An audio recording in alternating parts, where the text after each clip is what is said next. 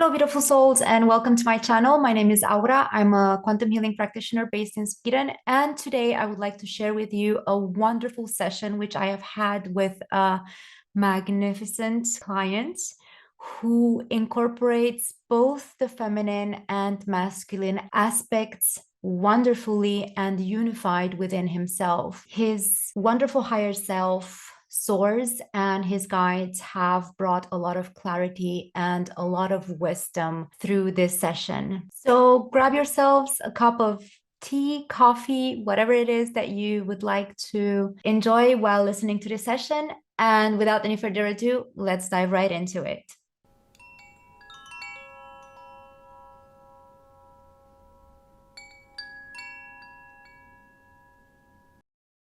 I want you to tell me the very first things that you perceive and the very first impressions that you have as you begin to understand where you are and what is happening around you.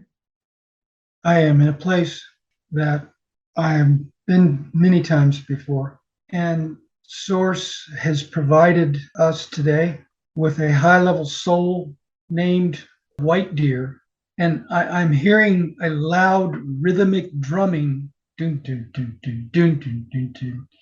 And I'm hearing a chanting like ah, yeah, yeah, yeah, yeah, in combination with the drumming, and I'm intermingling with this group of people we're sitting in front of a campfire that is shimmering with gold, orange, and blue flames. And sitting to the right of the campfire is White Deer, who is of the Sioux Nation. And the place we are at is in South Dakota, near a city today called Sioux City. And White Deer is representative of one of the most rare animals ever on Earth, a white deer, one of 10,000. And the reason he chose this name because he is a very high dimensional soul and was brought to this tribe of people back in the 1800s as a key to guide them in their present life as well as beyond. And in a past life, White Deer was my grandfather. And sorry, um, It's just okay. uh, feeling very honored and very uh, happy that I'm so honored to have White Deer with us today to help us this journey. It's such a high honor that we will be allowed to have someone of this level in the source realm. And I have been going to White Deer in that other life, throughout that life, for guidance in the physical world. And then White Deer revealed many things to me about the other worlds and the other dimensions. And I have missed this connection, although I've seen it in dreams, but it has never been quite this real that I'm able to be intertwined in this present life back to this past life as well as to this White Deer's high level master. Beautiful. So, White Deer, all my answers today, I'm going to be channeling directly from White Deer. Beautiful. That was my following question now, if you would like to be with us today and help us answer the questions, but you already answered that. So thank you so much. I have a question to begin with, and that is, since you are White Deer, a high level master, would you say that since Wingtae was your grandson, he also is a high level master?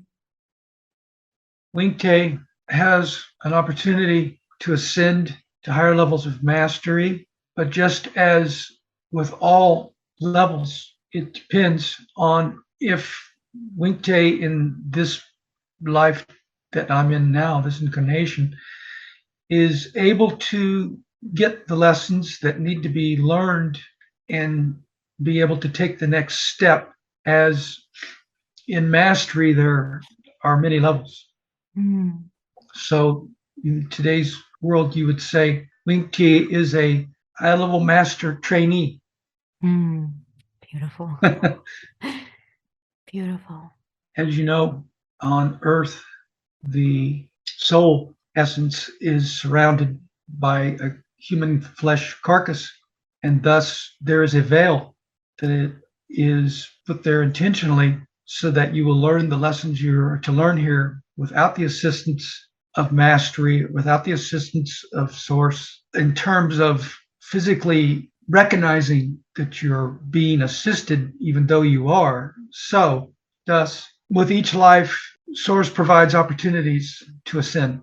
Mm, Some are further along than others in the ascension through the various dimensions. I would say that Windke has, through past lives, collectively, been able to sometimes recognize that there are things available in the human flesh life I'm living now that I'm starting to recognize and was first realized at age 13. And in this life and the things that I'm going through now, there's the opportunity to be at a higher level for sure, mm. because this life is a very pivotal one for the ascension. Yes. If you were to sum it up, what would you say Wingte's purpose is in this life? First thing that comes. I think the purpose would be that everyone experiences things from both a male and female energy, a polarity, if you will. And most people only see things from, if they were chosen as a male, they see things through male energy and male polarity. And if they're chosen a female, female polarity and female energy. So my purpose is this life is to really have this rare opportunity to enjoy what's known as the divine sacred marriage. And that's nothing more than combining these energies into one soul, one entity, to be able to fully experience what Source says it's like in the higher realms, where you're not limited by one or another. You get to experience both. And on this planet that I'm on right now, in order to be able to get to that level, I have to be in the flesh and the shape shifting that I do. In doing it in the physical side, then there are experiences that come that help me enjoying these two powerful energies into one holistic entity. It's very important to ascend that you are able to do this. Mm, beautiful. And as we will go through the questions, we are going to guide him and show him how he can do this, right?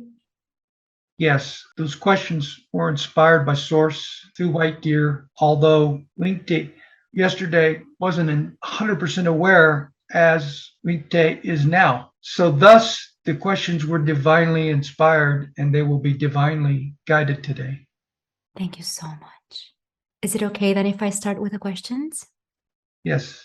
Thank you so much. Why, after 40 years of living a normal male life, did the urge of dressing in women's clothes not go away and actually fully blossom at the age of 56? So they're telling me I need to listen to the drums and the chanting for just a second here. Okay.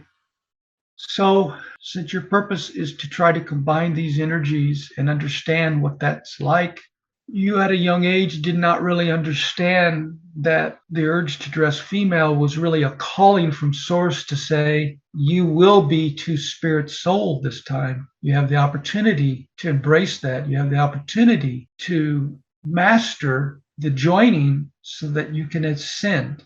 However, being that you were born male and the place that you are living, traditions, social economical reasons, you needed to fulfill the full male role in order to understand it completely. But Source was not going to leave you alone. Source was going to come back and say, okay, now you must understand the feminine side.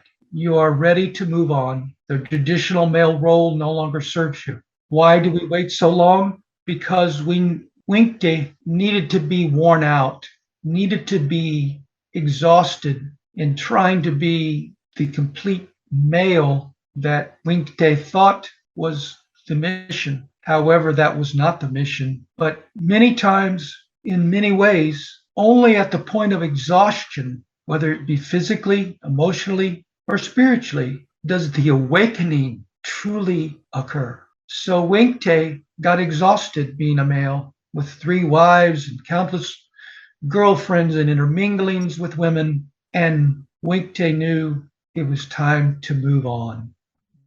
Thank you so much. Why is his female expression, though, that of a young, wild party girl in her 20s?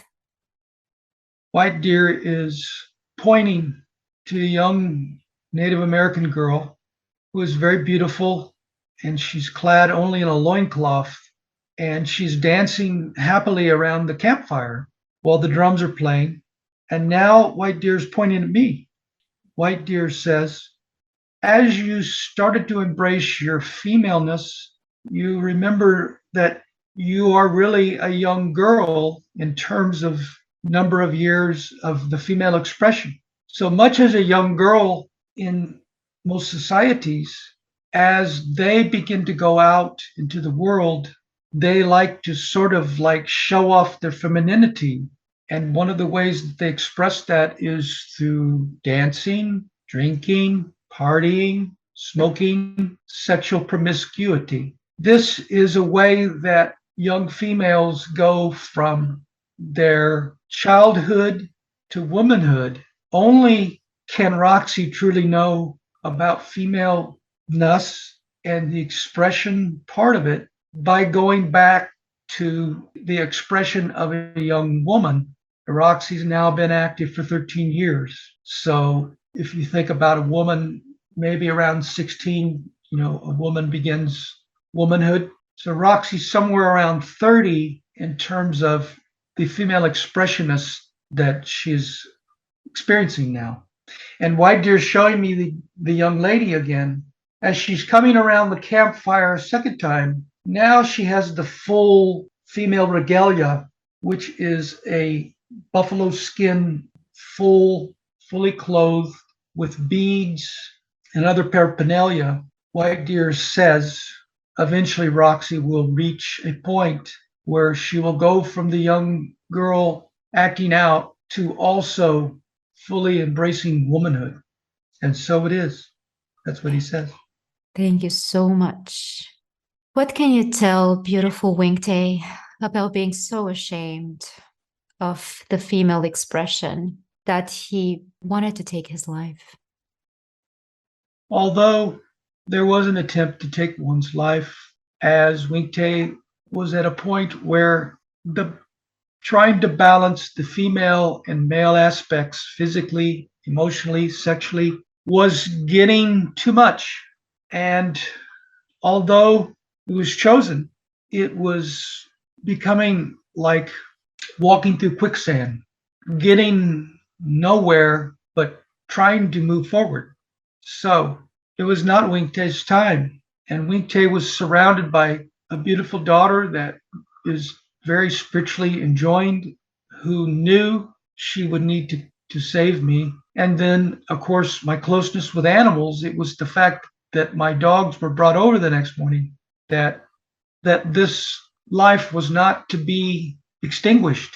Although it was a potential death, it was really a rebirth in such a way that Winkte needed to heal. Winkte needed to drop out of not being successful at the balance as was intended.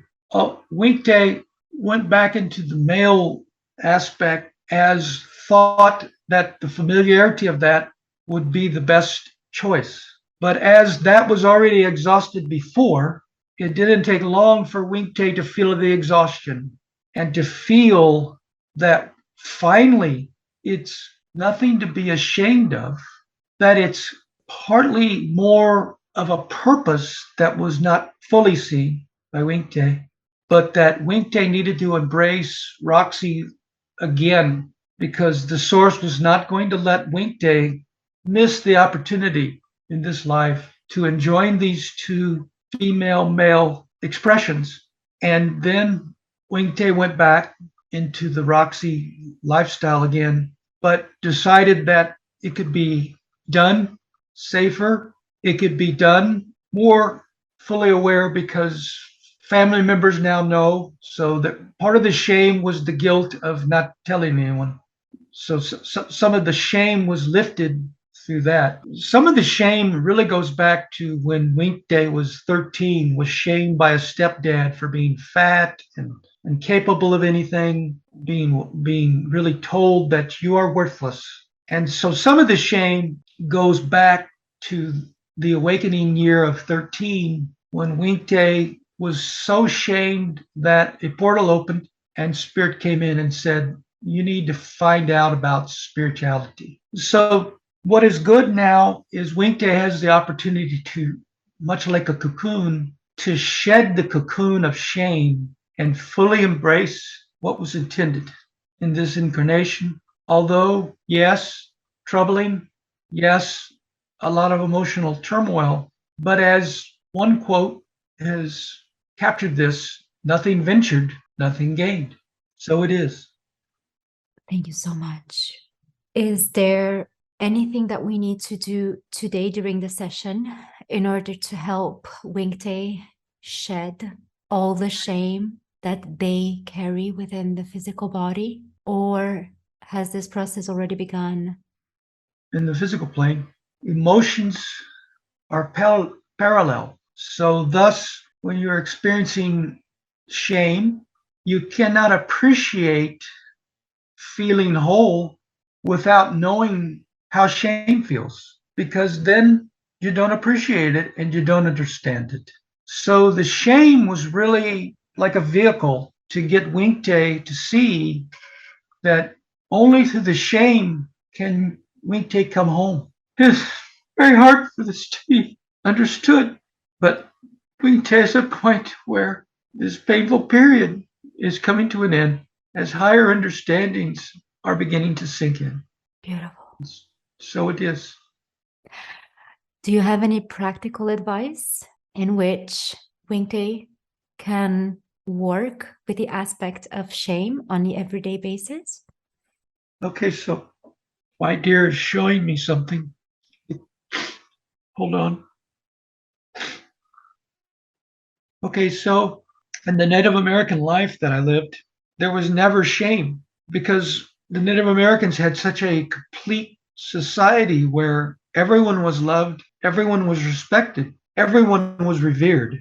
And because I had that past life, it's been difficult in this life, in this society, in this place where not all is revered, not all is loved, not all is respected. And even though I chose this particular life to fully embrace the two spirit purpose, it would have been pretty easy to do that in the Native American culture because all was accepted, all was good. So the practical advice is that now that you know that the shame was a catapult to get you uplifted, thank Source that you had shame. Thank Source that you no longer have to blame yourself. Thank Source that you're at an awareness level of what people say to you no longer sticks. They're just words. And as I'm beginning to embrace this purpose of this life, I'm more fully focused on that and not so much judging my day, judging who I am based on what someone thinks or says about me. Because every person that has something bad to say, maybe, or something to try to shame me, they're coming from a place of pain body that they're dealing with. And it really has very little to do with me. And what I have to do is, wait a minute, Yes. stay close to the campfire, is what my dear says. Well, the campfire to me is representative of the higher self. Stay close to the campfire and you'll be okay. So embracing the higher self in these moments where I think I'm going to be shamed or feel shame. That's the answer. So it is. Thank you so much. I think we've kind of already answered this question, but I will be asking it anyway. Wingte needs to know if this path is the right one or not. So White Deer is taking me to the woods. He's showing me a path, like a trail into the woods. So the path now comes to a fork in the road. He says most people have one path. So when they come to the fork in the road, they generally don't know what to do, which way to go. He says, White Deer says that every person on earth constantly deals with forks in the road. Everyone's fork in the road is an opportunity to choose a path about different aspects of one's life. And there's the source has provided free will, is you always get to choose. In this incarnation or Wink Day, there's an opportunity to follow the path of walking carefully and balancing the female and male aspects. This is not the easiest path because it means balance. Most people are on a path where balance is not so important. For Wingte, it is very important. And to be successful at achieving the divine sacred marriage of the combining of the male and female aspects, moving forward, balance is going to become most important. And Wingte can decide what path, but Wingte already knows what Source would like Wingte to do. Wingte can choose. Wingte just has to get better at balancing and move forward. So it is. Thank you. A Native American called Gray Wolf said that Wingte would help others find the nurturing heart space within themselves, regardless of their gender, if Wingte ever decided to come out in female mode. What does it mean? At the time, I had no idea because I was a long ways from where I am now. But that's why I've learned with spirit that many times things you're told don't manifest till years, maybe decades later. That's why I saved this card with a beautiful picture and what the shaman said was a life purpose, because I knew that at some point it would make sense. It would be fully understood. What I see when I go out as Roxy is that when I talk to people, they don't assign an age to me. So thus people of all ages come up and talk to me, where if I'm only in the male mode, the younger ones are going to go the other way. As Roxy, I'm able to embrace all ages of people because in the female form, I look a bit younger. Also, as they see that I am a male portraying a female, they know immediately that this is a person that is free. This is a person that's open. This is a person that I can go to and talk about what's on my mind. What are some things that are going on with me?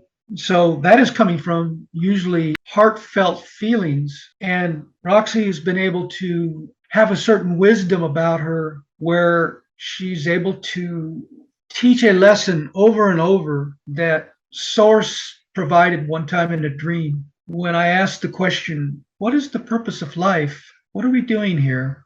Source says, well, it's pretty easy. You only have one thing to do. What is that? Create every day, every hour, every minute. If you're creating, you're doing, could be art, could be speaking, could be a number of things. But if you're creating, you're innovating Source and you're doing what was intended.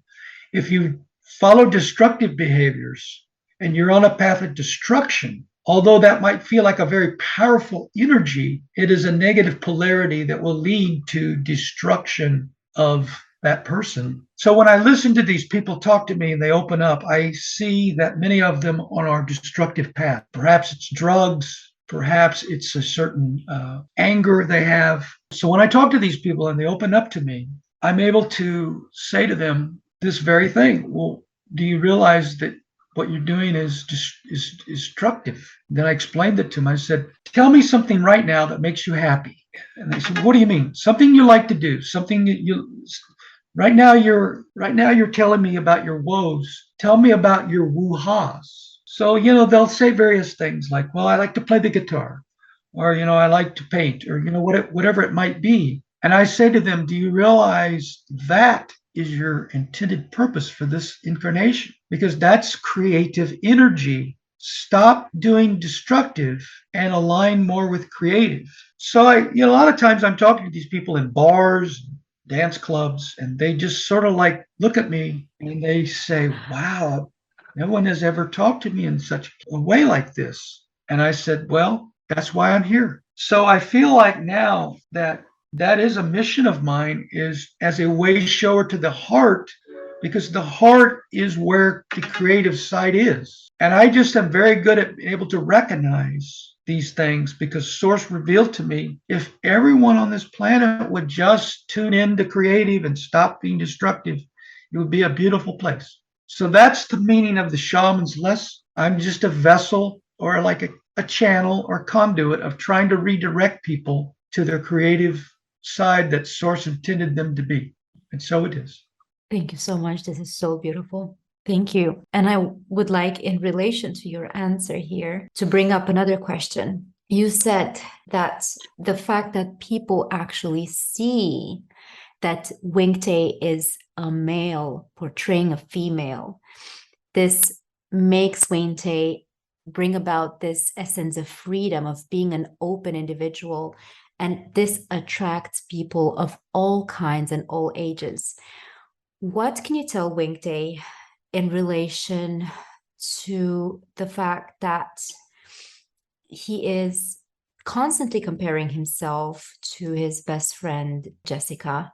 The fact that Jessica is slimmer, the fact that Jessica has this and that. How can you help him balance this out and stop being so jealous and influenced?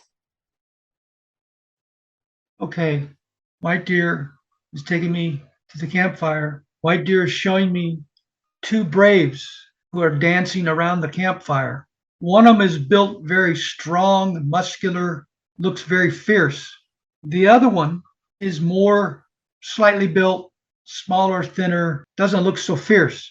White Deer says, guess what? The smaller diminutive brave is our most fiercest hunter and warrior.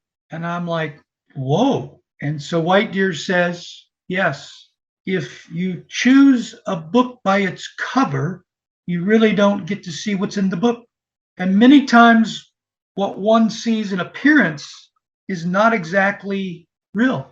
So White Deer says, stop focusing and judging Roxy based on appearance, and focus more on the experience you're having as a female and the opportunity you have to do more of what I just previously talked about in the creative space, guiding people to their heart space and the creative energy that resides within. It's not so important in the next realm whether you were the prettiest girl at the night and how beautiful you were. What's important is, how big of a heart did you have? Who did you help? And this will also lead to more of the balance that you're seeking with these two spirits. If you focus less on the physical attributes and more on the emotions and the heartfelt part of it, you will get the lesson, and you will truly be able to enjoin to the two spirit soul that you are seeking to become and evolve to. So it is. Thank you. And when it comes to the influence that Jessica has on Roxy and the amount of drinking and amount of partying, and what can you tell Wingte? In regard to not letting Jessica influence Roxy to these things? Yes. Yes. I'm seeing at the campfire two females. One is older than the other, much like Jessica and Roxy. I'm 8 years older. So the younger one is running around, taking a stick and poking people, having fun, laughing. The older one comes over and she says to the sister, when you're done poking people with the stick, come poke me. Oh, the sister says, okay. And she starts to poke the older sister, and then she drops the stick. And the older sister says, why did you drop the stick? She says, well, you don't understand. I come to you for advice. I see you with wisdom. I see you as really someone that can guide me. I only poke those that I just want to have fun with. I only poke those that I know they they have nothing to really offer me. Roxy has opportunity by abstaining, as she has been doing lately, from some of the drinking and so on, to actually help a younger person also begin to back away a bit. Some of Jessica's pain is through the loss of a wife killed on Mother's Day and the loss of a sister killed by a drunk driver. These are very deep scars and wounds of females in this person's life that have not been fully resolved. So some of the expression from this person of the party and the having fun is really a manifestation of just trying to muddle through this pain. Roxy could be a gift. Roxy could be somebody to help this person uh, by a close friendship begin to see that at some point, as back to the previous campfire, where the young girl dancing around, partying and having fun becomes the woman. Eventually, this will happen for both Roxy and Jessica, but Roxy will have to be the lead, as she's the older one, the wiser one, and more in touch with spirit. So it is. Beautiful. Thank you. Winkte is saying that somehow the Roxy orientation seems related to a past life in the mid-late 1800s in the US as a Native American. Winkte wants to know if it is so, and how does this relate to the Native American two spirit souls concept? If you can elaborate more on this subject, please.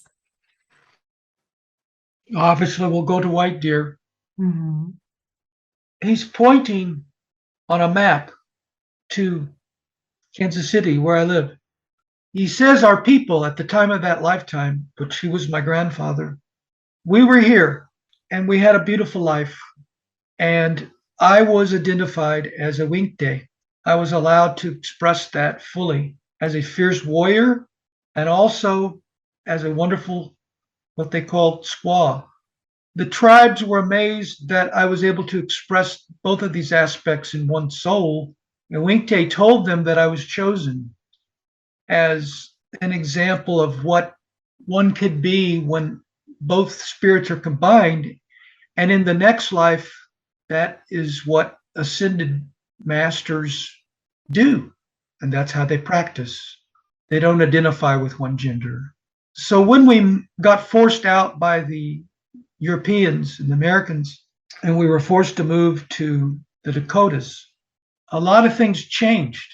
And all of a sudden, European mores were forced on us. Winkte was forced out of the tribe. Winkte went west. Wow. Winkte was to become what was called a whore. This was somewhere near San Francisco because Native Americans weren't thought of very well, but that far out west was pretty wild and people were a little more accepting. This was a very painful time for Winkte. It was also the end of her life. So she portrayed the female side as a whore, but when man found out that she was not a biological female, she was beaten, she was tortured, and eventually this is how she perished. White Deer says, Winkte, you now have an opportunity to go back to your roots, to the very place that you were born in that lifetime, in a different time, in a different place. But now you have the opportunity, if you can get to the shame, to once again be this beautiful soul reflecting the male and female spirits together. Sometimes lifetimes are repetitive. One lesson that you were supposed to learn doesn't get fulfilled, but it's not the end. It may be the end of that incarnation, but it's not the end of that soul mission. So you go to Source and you ask for an opportunity to try again. White Deer says, Winkte, you have this great opportunity and you need to get the balance, and you will, because what was taken away from you then is brought back to you now. So it is. Thank you, my beautiful love. Do you have everyday practical advice for Winkte to balance the female and male energy? Is there anything practical that they can do? So all of a sudden, this is crazy, but right there's pointing, and the campfire's spinning, spinning, spinning, spinning, like a merry-go-round, and these lights are whipping around. Okay, there's a number. There's a number in burnt red orange that's appearing in the campfire. 13. White Deer says, Wing Tay, you've had 13 years of attempting to balance these male and female modes. Where you had difficulties was allowing shame and using destructive behaviors as the pain you were feeling from the shame led you to destructive behaviors in these 13 years. At this point in time, you're very lucky because you really know how to do this and you really know what's best for you. And you've started to kind of get there, and it's going to be a challenge if you don't shed the cocoon of shame, and also recognizing when you might be slipping into a destructive pattern or destructive energy, and quickly blocking that, quickly shifting. Like the shape shifting you do, you also have to shape shift between destructive and creative energies, as all people do. But in my case, I recognize that there's these two energies, and I should be able to do the shape shift to the creative because I know that is from source. The destructive is not.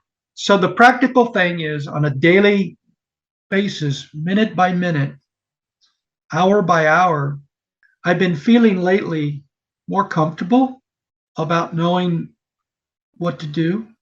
I've been feeling moving away more from just being Roxy as the party girl dancing around the campfire, drinking and smoking and having fun, right?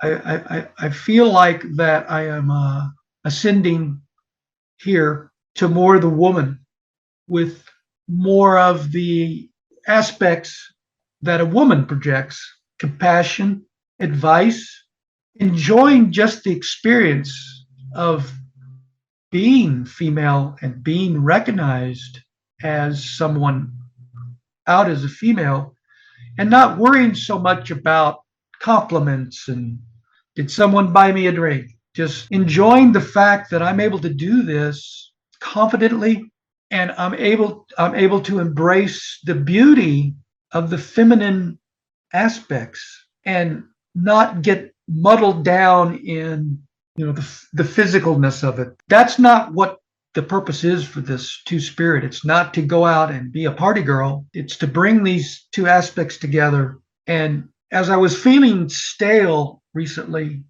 about the Roxy side again, realization was that's because you're not really embracing it fully. And then it kind of dawned on me, wow, it's time to be a woman and not a young girl. So it is. Thank you so much. I have a question which popped up in my head now, hearing you speak about this, because many times when we transition from an old way of being and old habits into a new way of being, a new identity, new habits, we sometimes tend to take what we call steps backwards. What can you tell Winkte today about blaming themselves for not doing it perfectly the way they think perfection looks like, transitioning from a party girl into a woman? Let's say if Roxy goes out one evening, but then ends up still drinking more than she wished to. And then the next day, the blame comes in and all this and that. What can you tell Roxy, for instance, about this? So much of Roxy and Bud's, I guess, what has happened to this point of aged to the age of 68 is many times I slip into a competitive nature, as I've always been competitive athlete. And so then thus I carry this competitiveness over into the Roxy side. Well, I got to look the best, so on. What's What's nice about these two passions is they complement each other in so many interesting ways. And, they both start with C: cycling, cross dressing. Cyclists shave their legs, shave their bodies, which you got to do if you're going to cross over and present yourself as a girl. And cycling also builds a beautiful butt and legs and things that if you're going to go out and be a girl, you want to have, right? Something is happening with cycling that is being crossed over, and it's what people call a watershed moment. By that, I mean it's a chance to do this. With cycling, I've always been focused on how fast I go, what was my average, and, you know, how did I do against Joe, and did I beat Mike? Did I beat whoever? And as I am biologically at the point where there's been a slowdown, it's nothing that I can really do anything about, is I'm the same weight, the same height, the same so on. What has happened this year is acceptance that I don't have to be the fastest, I don't have to be the swiftest, that I can now enjoy riding with slower people, occasionally fast people, and be more fully embraced into cycling and sort of like be able to smell the roses a little bit. Like last Sunday, we went and we rode out to the sunflower fields, thousands of acres of sunflowers, as that's the state flower for Kansas. And it was a wonderful experience. It wasn't about how fast could you get there or how fast could you get back to the restaurant and bar that we celebrated at. Why am I telling you all this? Because this is pivotal. Because as this competitiveness begins to go in the background, because part of that was based on feeling shamed, and then I got to always prove how great, tough, fast, beautiful, all these things. As this competitiveness is waning, I'm actually seeing I'm enjoying the cycling more than I ever have in the last 35 years. I crossed that over to Roxy as I just focus on going out and being this wonderful female and joining myself with people, going out with friends. I'm able to temper, if you will, things I do. I don't feel a need to just drink so much, because part of that was just so I could be the funnest girl, right? I just feel like that it's just fun to be this pretty girl out on the town, and just that in itself is satisfying. It doesn't have to be comparing against all these things. And so by doing that with cycling, it's beginning to reflect over to my Roxy lifestyle. And so there's this balance that is naturally occurring as I am, will say, maturing a bit. And much with people, as one matures and relaxes in some of the things they do, wisdom sets in, as you're not so focused on aggressiveness and competitiveness. And I'm happy because I see this happening. It's just been lately that I've recognized it. That they talk about people in retirement. They talk about a golden age, and I'm like, what the hell's that about? What's so golden about it? Well, I'm beginning to understand that now. What's golden about it is, as we are talking about the chakra, the crown chakra is golden. And so what's golden about it is you don't focus so much on comparing yourself, and you don't work anymore, you're more relaxed, you're more able to pursue your creative self. You don't have to earn a living, you're not competing, all that. And I'm not married. I don't have, I have this total freedom that I can truly live this golden age and be more in touch with, as we're doing today, my higher self. And I think what's happening is some of these things are beginning to reverberate, and serendipitously, the Roxy and Bud are starting to come together. And it is a process, as you say, but I do feel it. And I lately, like when I went out last night, I just felt so at peace just being Roxy, you know. And there was an incident with a Jessica's hairdresser where he shouted at her and was wanting to get violent. And I just sort of touched him and I said, "It's okay. It's okay." You know, so I see that by being more in touch with the golden age, the chakra, that the balance I seek, the enjoining of the male female spirits can be done. I just have to wall myself off from these competitive urges, these, you know, sort of like ego based things. And as my ego is starting to shed, much like the cocoon becomes the butterfly, as ego starts to shed, more things become clear, more things become more enjoyable, more things feel balanced. And so it is. Thank you so much. What could you tell Winkte about the failed marriages? Why did they fail?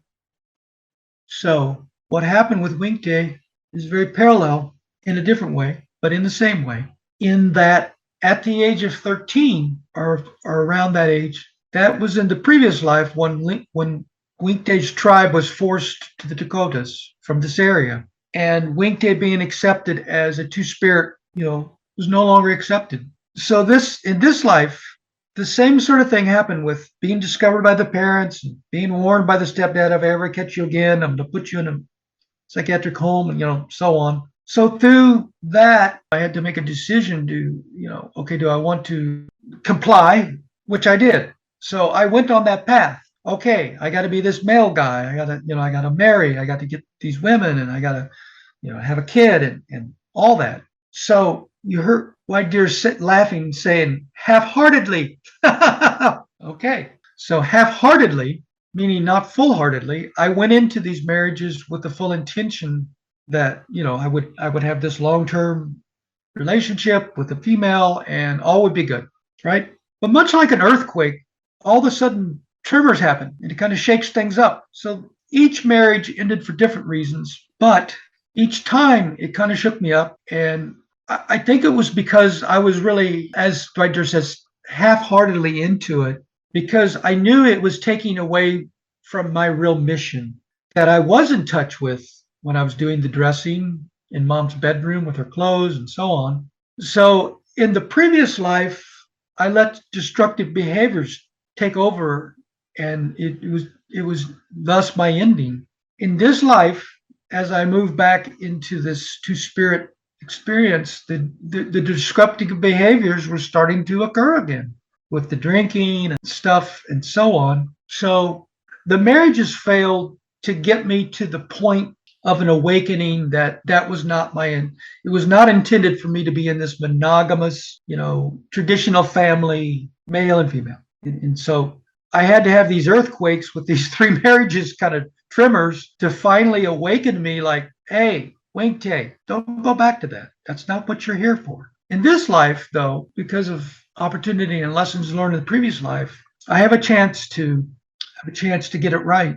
And I'm beginning to understand that more fully, beginning to embrace that in the right way. So the marriages were just a vehicle that was serving me because of social and, you know, expectations and so on. But like an old car, it eventually falls apart. You get up to 200,000 miles, no amount of maintenance is probably going to keep the car running. So Bud just ran out of gas. And that's when creative energy took over. And I got online and thought, wow, look at all these clothes I can get now. I didn't have access to that when I was younger. Look at all these places that people are going dressed as women. It's like, oh my gosh, I think it's time I look into this.